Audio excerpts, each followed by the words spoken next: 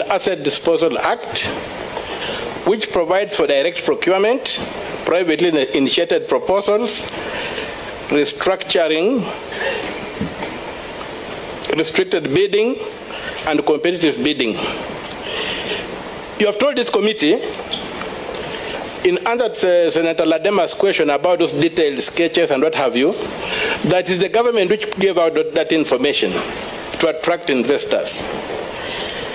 I want to read for you a definition in the law of what the PPP, or what a privately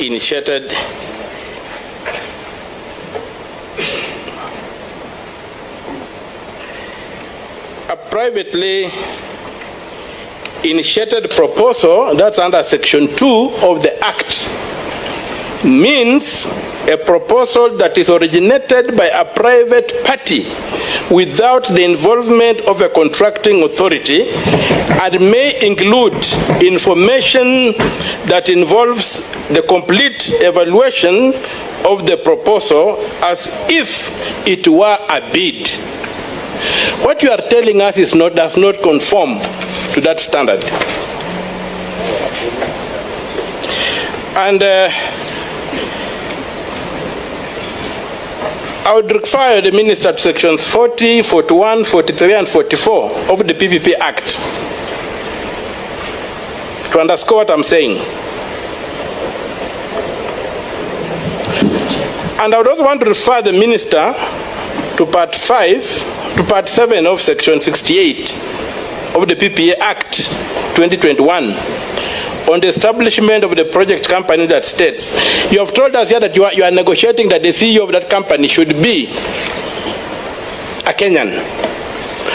Under the law, when you get to that stage, what does the law say?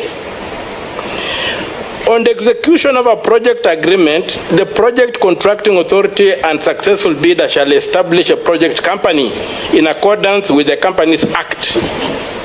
So if you are at that stage, it means this deal has been concluded according to the law. Yes. And you are trying to run circles around this committee, which is not acceptable. I move on. Jomo Kenyatta International Airport is a going concern. Correct. And the objective you have given us here is to expand the airport. And therefore the project is initiated by Kenya Airports Authority and cannot be privately initiated. Thus the project cannot be procured under Section 40, 41, 43, and 44 of the PPA Act. This particular contract, if that's the aim, should be procured through the Section 46 to 63 of the PPP Act. The use of privately initiated proposals here raises a red flag that all you are confronting us with is concealment of fraud. And this might be a major case of money laundering, where a public project is being used to repatriate money that has been stolen from Kenya in the guise of developing the airport. I want to add on, Chair, if you allow me some time. I spent a bit of time reading through the document. All right. So, the use of this PPP in the Adani case is fraudulent. The process does not meet the requirements of Section 40, 41, 43, and 44 of the Act. And given time, I'll jump through some of the things I wanted to say and just go to the key issues. I would like us to look, if you look at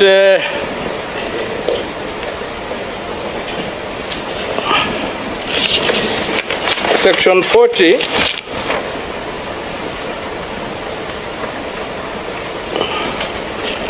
Section 41, I'll go to 41, I'll jump 40, I'll go to Section 41.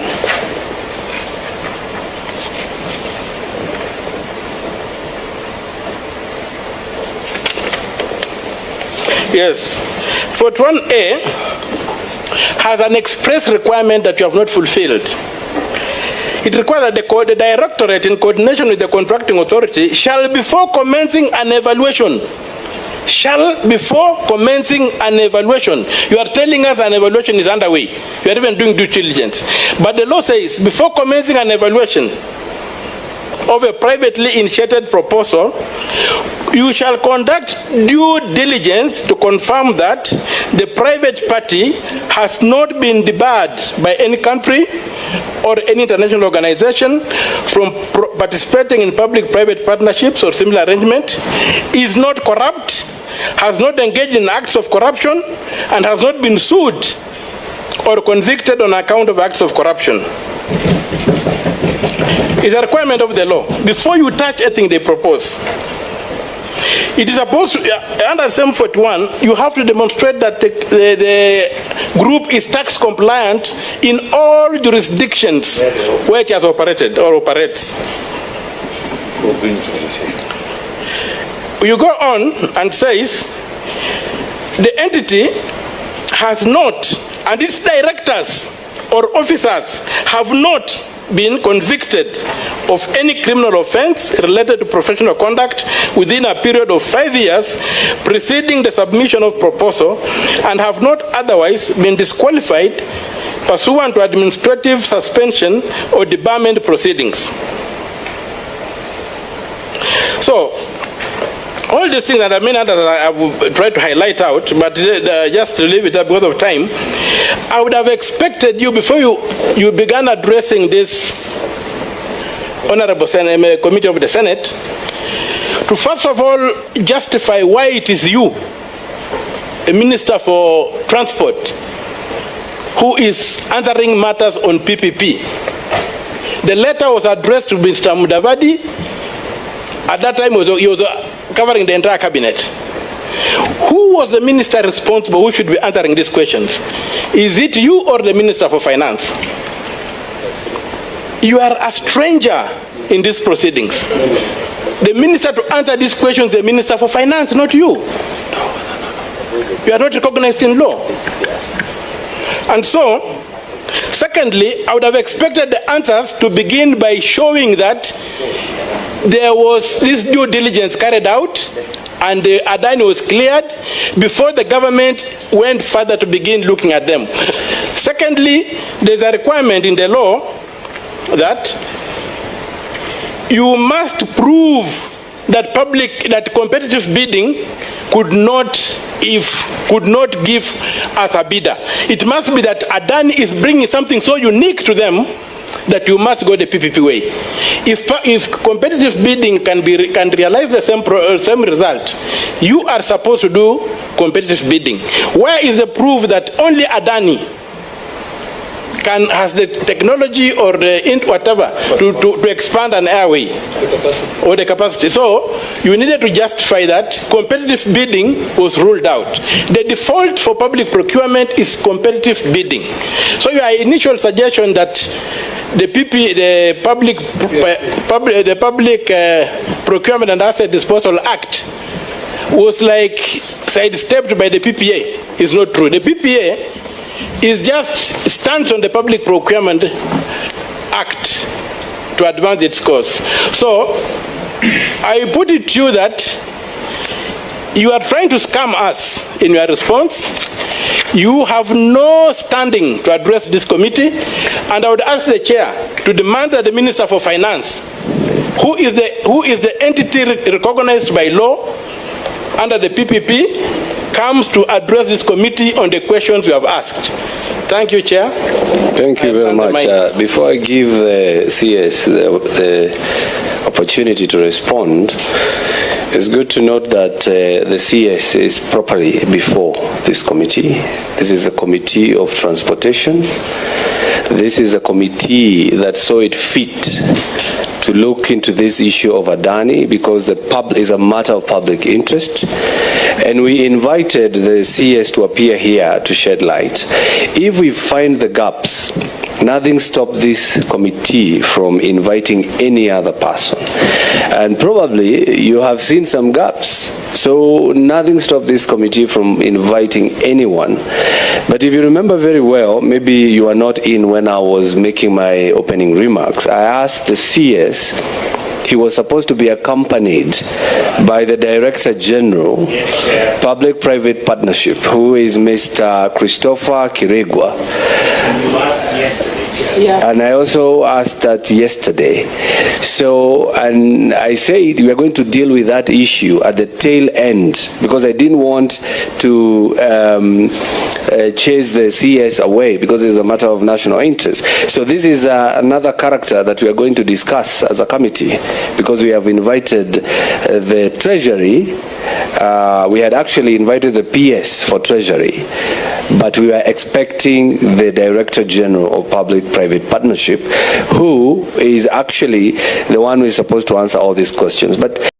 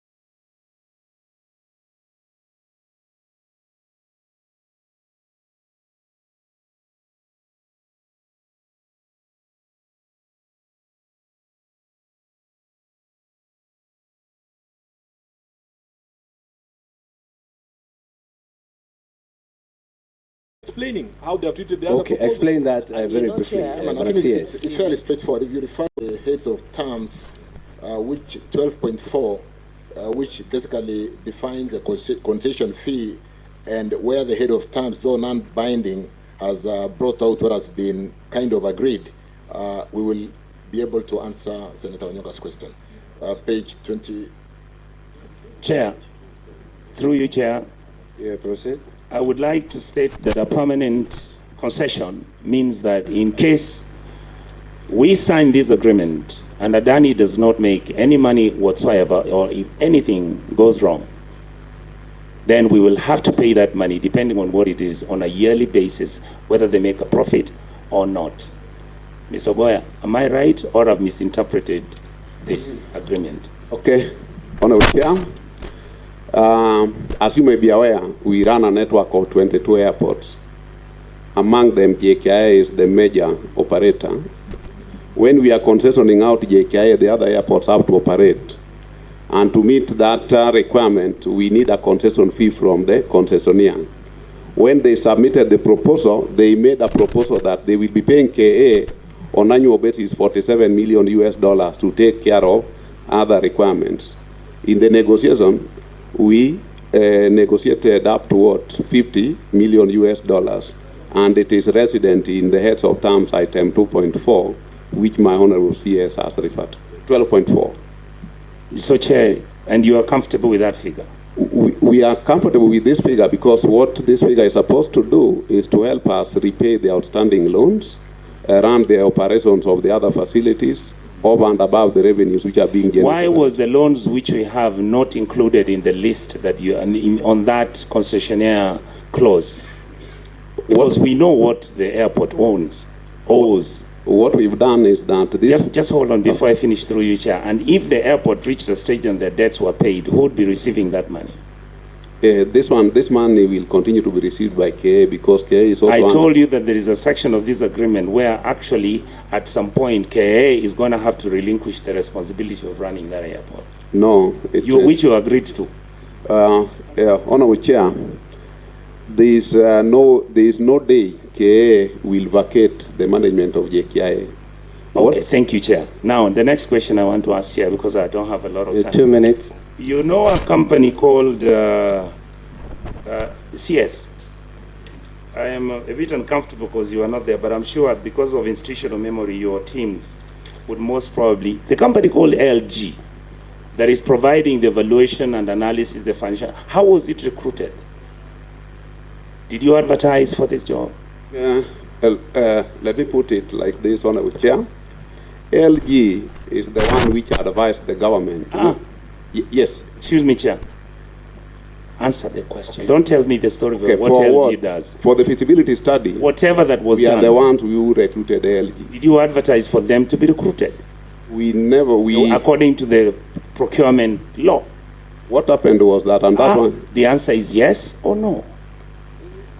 Give the MD an opportunity to answer you. Yeah, these are yes or no. When you see somebody is lying, yes, they will start telling you mathematical. I mean, I just want him to say yes. Give him. We did tendering. Just the way I've given you an opportunity to ask question, give them a chance to answer a question. Honorable Senator, we want you to inform the public, and therefore we want to give you the right information to inform the public.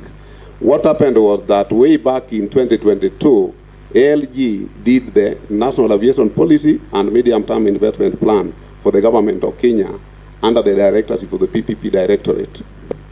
Because the report was high level, we wanted to have a detailed feasibility study. So we rode on their institutional memory and the fact that they had data. So we recruited them directly to do for us the feasibility study. Chair, help me. You got your answer. They recruited directly. Next question. You did direct procurement for a company that is going to do an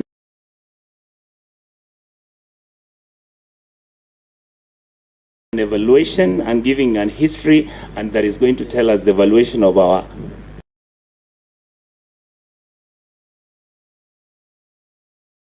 right? We saluted the law to the letter. You didn't follow the law. So I come to the next question, Chair. There's a reason why I asked that question. When you decided that you are now going to actually bring in Adani and they are supposed to be running our airport and there are other things that they are going to do.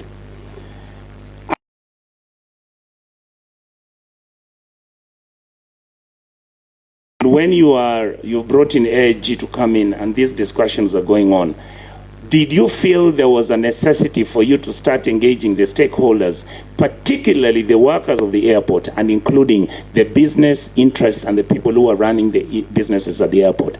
Did you conduct feasibility studies before you and Adani could sit down so that you get the direction the public is thinking, or did you decide that the public was not needed in making that decision? Yeah, did for us a feasibility study upon which we got the numbers now to engage. Now, in terms of engaging the workers and the other stakeholders of the airport, we were not in a position where we had the concretized information which we could now discuss with the concerned stakeholders. And that's why we waited for the heads of terms to be ready, things cleared, so that we have something which we can discuss, which we can share with the concerned stakeholders. I submit, Chair. So through you, Chair, there was no need to call these people. After all, as far as I'm concerned, AIG is basically an illegal entity that has been conducting exercises without authority. So I will come to the next question very quickly, Chair.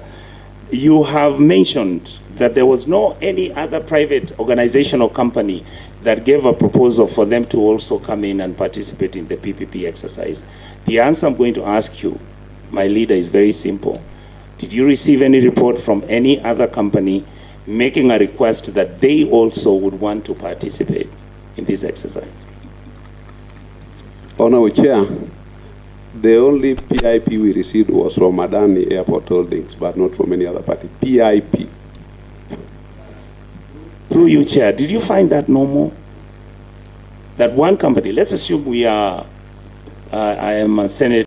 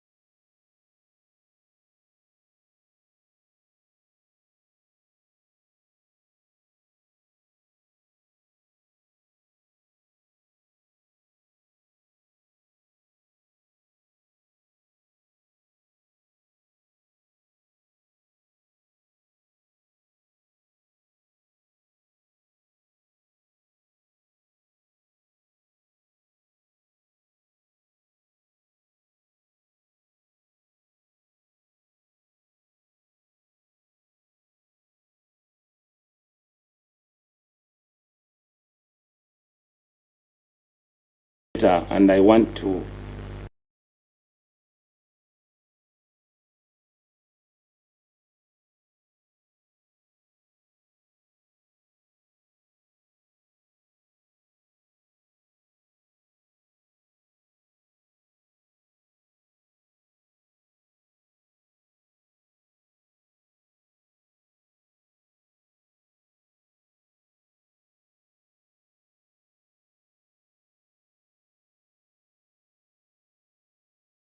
and they're also receiving about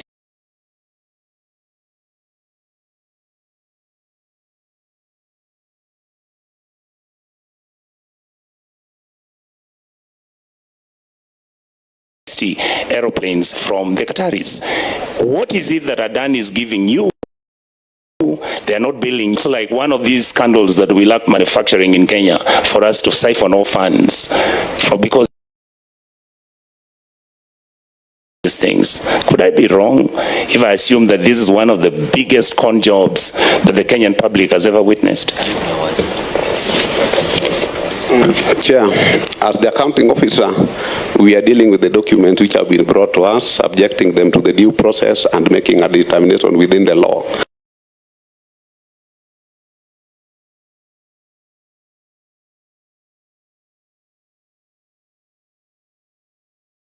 The arrangement in Rwanda is based on joint ventureship. I don't know the one in Ethiopia.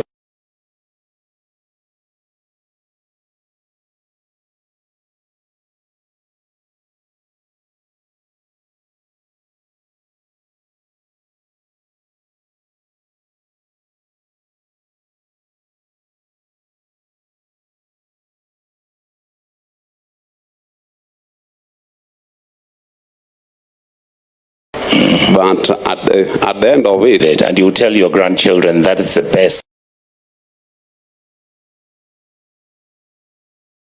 you could have done. This is very useful engagement, Chair, and what we've been able to do today to answer that question directly is to doing the due diligence, and a lot of questions that are being asked today are relevant questions that we need to put on the table and get satisfactory answers on behalf of the people of Kenya, come to Parliament, go through the due process, and therefore, even as we do the due diligence on this investor, they are not bringing some little money to Kenya to invest. They will do due diligence on us, and where this deal, as we go through the due diligence and the stakeholder engagement, is not, find it not fit for